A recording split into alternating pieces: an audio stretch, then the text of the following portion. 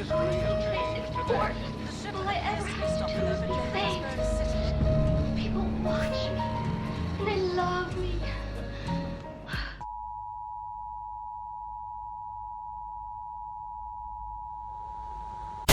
For decades, UFOs have been the stuff of science fiction. Could they also possibly be the stuff of reality? Our David Pogue is in hot pursuit of an answer.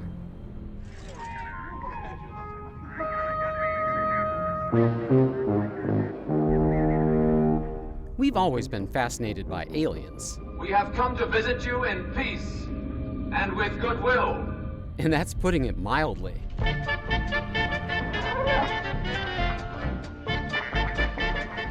And mathematically speaking, aliens should exist.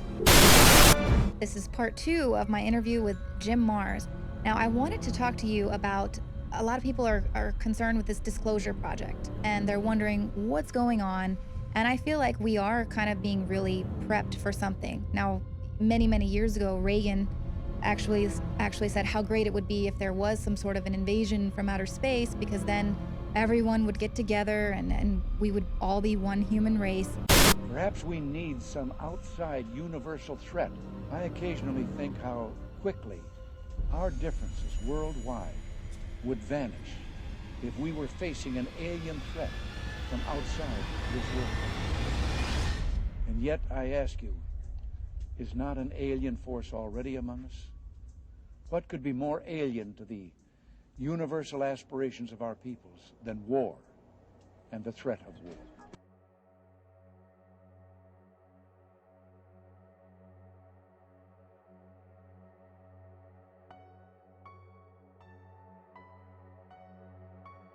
So we've kind of been having little drips of that and how that could tie into a one world government. But, you know, Stephen Hawking came out 2010, said, don't contact aliens. They're much more advanced. Just yesterday on The Independent, a scientist warns the world to think twice before. One of the first documents that I found in my search was this one. The Imperial Japanese Mission 1917, a record of the reception throughout the United States of the special mission headed by Viscount Ishii. And when the Imperial Japanese Mission was in New York City, they had a dinner and some pretty famous people spoke at this dinner. One of them was John Dewey. John Dewey is the father of our failing, disastrous public education system. Here's what he said. Listen very carefully.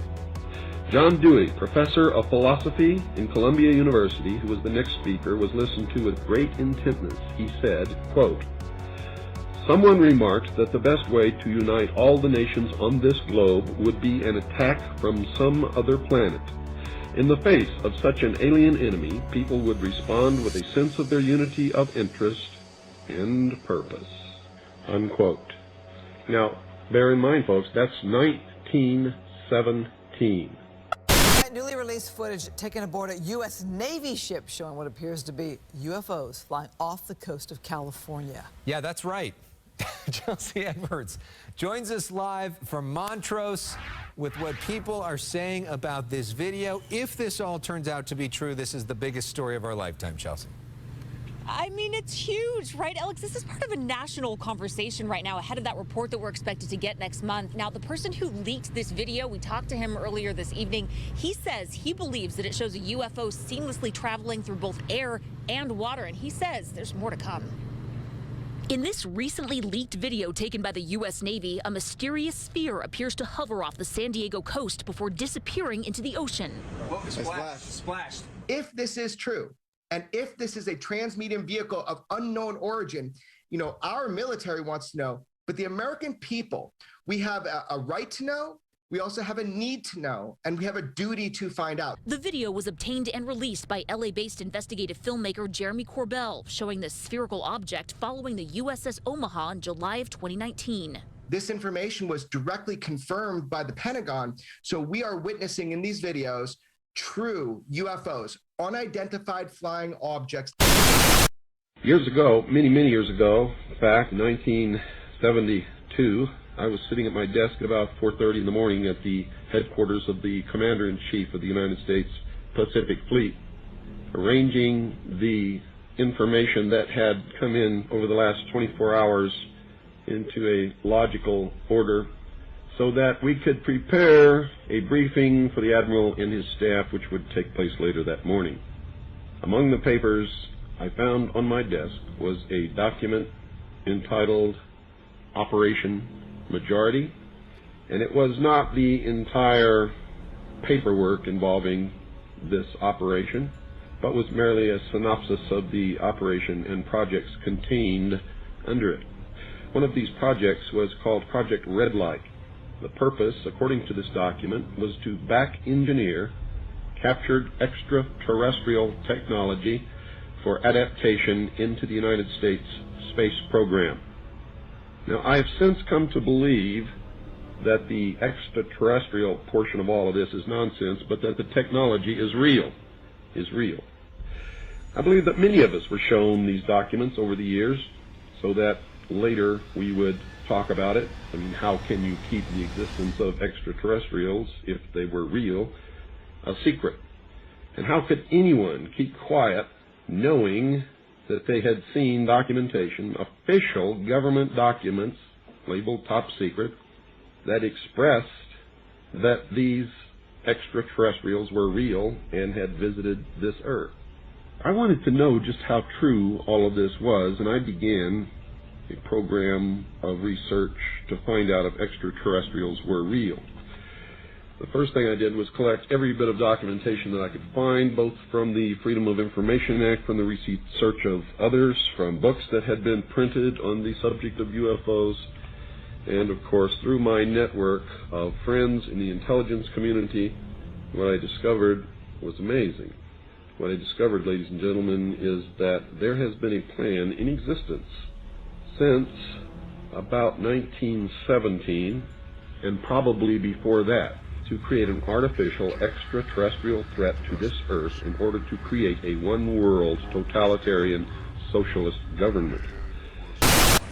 We have before us the opportunity to forge for ourselves and for future generations a new world order, a world where the rule of law, not the law of the jungle, governs the conduct of nations.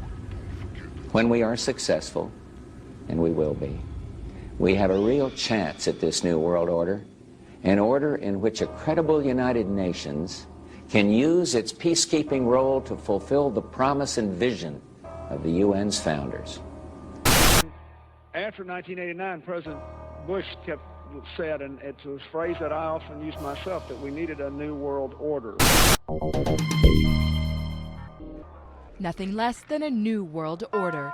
This is the pledge of the world's most powerful leaders, representing 90% of the global economy. Thursday's G20 summit, they say, has changed the rules of the game.